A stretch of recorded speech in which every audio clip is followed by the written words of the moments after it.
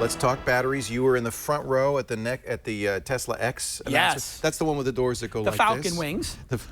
Yes, they're cantilevered. They have two hinges. They are not. They're Falcon, not what do they call the other gull ones? Wings. Gull wings. They're not gull wings. They're very different. And what's really interesting about the doors, obviously they're pretty spectacular. They're jointed. Is that they've got two joints on them. So when they open, what's actually happening is they just rise straight up. So they did this incredible real-world test where they put two other SUVs next to it, and a human being, in this case Elon Musk, couldn't walk in between the two cars. Wow. With the door open from the minivan. The mirrors were almost hitting the walls. Exactly. So they closed the minivan doors, and then he pressed the button, and the doors of the Model X go up and in and over. And when you're going to put your child in, or you're going to step in, you're standing fully up.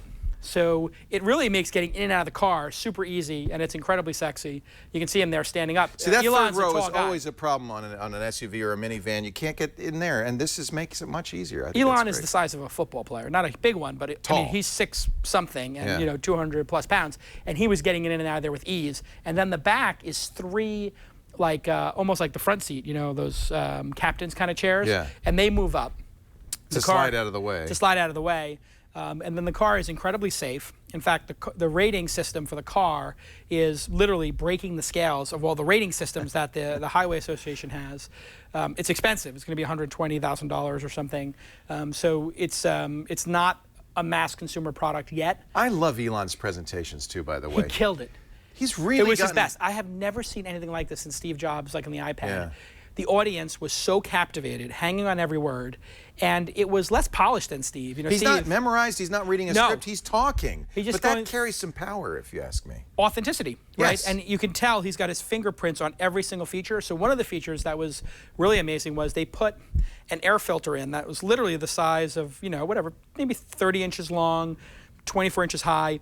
The car has perfect air inside, and if you were in one of these smog central cities, an electric car doesn't need an air filter for the engine. Of course, this is for the humans. It needs it for the Volkswagen in front of you, actually. That's spewing all this. Spewing gas. But basically, if you're in one of these cities, you know, it's one of the biggest health crises that nobody's talking about is in Shanghai and in New York City, LA, Beijing, India. It's going to take a year or two off people's lives, Leo. I mean, this is a serious. No, it's like you're smoking a pack a day. It's literally what a Berkeley study showed. It was his over pack a day. So this is going to make the car super clean inside. Then there's sensors on it. If you drift into another lane, if there's a car in front of you, what people really don't know, and obviously people know I'm friends with Elon, so this isn't on inside information I have from Elon.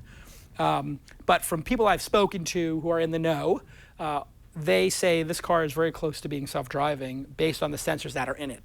So that's smart. It's too early for autonomous. It's going to take a while for regulators and humans to get used to the idea of the car driving itself. Right. But you get there by slowly adding these features, incrementally. Elon's position on it is, I've had a couple conversations with him, is autopilot.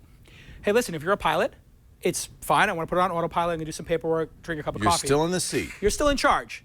You let the autopilot on for a little bit. And so that's what this car is, I think, going to... You know, I've been using my cruise control that way on my Audi. It has smart cruise control. If the traffic comes to a stop, it stops the car. Right. That is a form of autopilot that I really appreciate. Right. And then even lane in stop-and-go changing. traffic. And then I have the lane change warnings. Right. So we're starting to get there. It's just a matter of time. I like this. In our idea. lifetime, the concept of people dying on the road, which is tens of thousands of people a year here in the United States, it's potentially going to go away. That's awesome. And this is just amazing when you just think about humanity and what Elon's doing for humanity here. The car has zero emissions, obviously. It puts the emissions at the central location of energy. He says we're going to get to 620 miles on a single charge. Not in this car. In future cars, yeah. Right now, the Tesla I have does 250. That's good enough. Unless you're driving across If you're the country. driving across the country, he has already built the supercharging stations, which are free. And those charge fast? 200, Not as fast as a tank of gas. No, but pretty close. So there's a supercharging station between San Francisco and then down in Palo Alto. Right. There's a Whole Foods and a Coffee Bean there. Right. So you go, you get a cup of coffee. Sometimes I stop, I get a cup of coffee, I go to Whole Foods. That takes me 40 minutes. Yeah. It puts 150 miles in the car. Did I mention it's free? Yeah. So they have... He's got to be losing money on that part. Well, they're making all of those solar powered, and they have batteries at the charging stations. Okay. So what his he's not vision losing is that much money. I mean, these are using the sun. Eventually, he will. These will be free. They're free now, but eventually, I think they'll be, you know, super cheap. Yeah, yeah. Because that's a concern of mine. I would love to have an electric car, but electric rates in California are so high, that car doesn't actually save me money over a gas-powered Here's car. the thing. You can, at night, the grid goes down to half price. Yeah. The car has a function in it because it's all software-based. You can say start charging at 3 a.m. So you can actually get half-price electricity. Right. And with the new battery pack that they have, that's the I wall. want that home power pack. Yeah, That's so they basically have a battery pack, which is from the bottom of the car. Right. You put that on the wall, and your solar will charge it all day long. Then, if you don't use it, you have it there in case, there it is, the power wall. You can charge your Tesla from that. You got to help me talk my wife into this because I really want one of these. It's a non-issue. You just have to get it. It's like driving the future. And the really exciting thing is next year he's going to show Gen 3. And is he? So, okay, so he started with the sports car, which was basically a Lotus Esprit with an electric engine in it. About 80% unique parts. I have one. I have the 16th You bought that first one. And then the next one was more of a sedan. The Model S. I have number 1 of that. Yep. You drove that here today? I drove it here today. I put 22,000 miles on it. So the next one is going to be this SUV. Right. Then what? Then is going to come what's called the Model 3, Gen 3. And that's been his vision all along. So his vision has been to make this affordable for everybody. This will be a $35,000 car. Wow. And it's going to be a lot simpler. It's not going to have as many bells and whistles. But the cost of ownership will make it available to everybody. I think he's going to announce it next year. That's a critical March, move April timeframe is my understanding. What do you think? We're going to move on in a sec, but I got to ask you, what do you think of the idea that Apple is getting into this business? Yeah, so I think it's great. That Wall Street Journal seemed convinced. In fact, they said they got the green light. They're tripling the hires. Yeah, took them a little while to get the watch out, and it's kind of unimpressive, and it crashes a whole bunch. Yeah. You don't want a car that crashes. No. So I think the soonest Apple would have a car out would be like 7 to 10 years. Yeah. They might be able to build a prototype that they would show at a car show in 2 years, or a year or two. Cars take a long time. I mean, Elon's been suffering through this for getting close to a decade now. It's very, very hard. My gut tells me Apple is going to make a run at buying Tesla. And Google made a run at it already.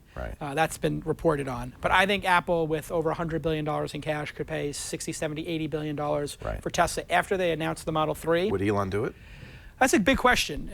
Would he have a choice? It could be a hostile takeover, I suppose. No, it can't be. He owns too much of the company. It's privately owned. Tesla's public, but he owns too much of a controlling stake in it, and without, so he would have to say yes. He would have to agree to it. And my personal view on this would be, if Elon gets Gen 3 out, he's done enough in terms of suffering as a CEO of 2 companies that he should, the world should forgive him and get us to Mars. Yeah, get us to Mars. Right. Fascinating stuff. I'm so glad you're here because I know you had 2 hours after the event with Elon to talk about all this. Yeah, no, he's one of my better friends. Amazing guy. He really is a very unique person. In all of the entrepreneurs I've met, he doesn't have the fear gene. Yeah. So that's useful in this kind of thing. Well, as he's told me many times in my career when he's given me advice is, don't overestimate the downside risk. The downside risk is you go broke. Overestimate the negative. Exactly. Everybody's overestimating the negative when we should really be trying to do these crazy projects. And if you think about the electric car, they had the EV1 out 10 years before he started working on Tesla. We should have been here by now. And I think what's happening with Silicon Valley right now, whether it's Uber, Tesla, or a lot of the great companies that are coming out in Google, is people are a little bit fearless and they're taking bigger swings, right? They're trying things. And I love it. The big project that Elon has going on that nobody's talking about is he's going to put hundreds of low Earth orbit satellites up and blanket the planet in high-speed internet. That's 100 milliseconds. I'll take it. And that's going to be the super game changer. I'll take it.